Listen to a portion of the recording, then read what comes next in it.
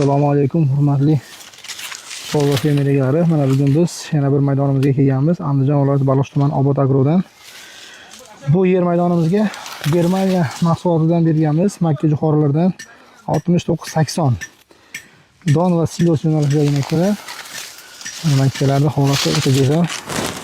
Makkalar juda bir yaxshi. Shu maydonimiz hozir gaplashsak akamiz bilan 3 marotaba suv ichibdi. Makkaning bo'yi 3 metr oshiq, 3,5 metr o'lchadik, 3,5 metr chiqdi. Bu maydonimizga 10 gektarlik karta don yo'nalishida berganmiz. Donlarni ko'rsanglar bo'ladi, katta-katta 69-80 Germaniya. Hozir biz turgan joyimiz Andijon viloyati Guliston Pobedadamiz. Makkani ko'rishlaringiz mumkin, makkalar o'ta bir a'lo darajada. Bu maydonimizga oxir metr suv qachon qo'yildi desak, 1,5 oy oldin suv qo'ygan ekanman. Lekin o'ta go'zal. 3 marta suv ichgan bu maydon. Holatlari juda yaxshi. Hozir harakatga o'tamiz, u yerdan bitta video qilib mana hozir makkadalamizdan bitta o'rtachasini oldik, katta emas, kichkina emas. Sanaymiz qatori nechta?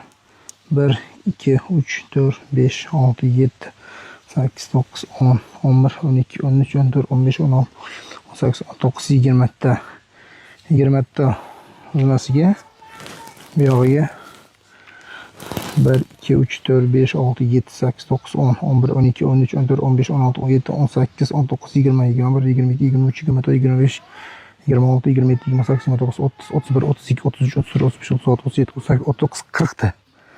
O'rtachasi 40 ga 20 ta bo'lyapti. Dekab 69-80 boshqa kattani burchagiga keldik.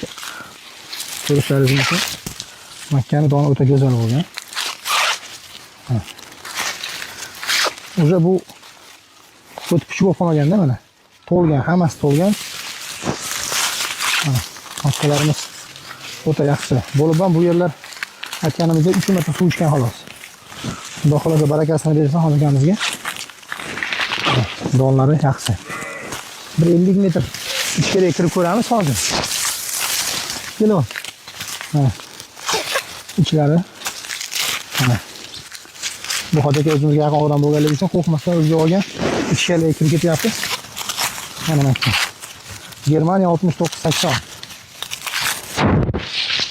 Bo'lib ham bu yerda 3 marta suv ichdi deydimi? Necha marta suv ichdi dedi?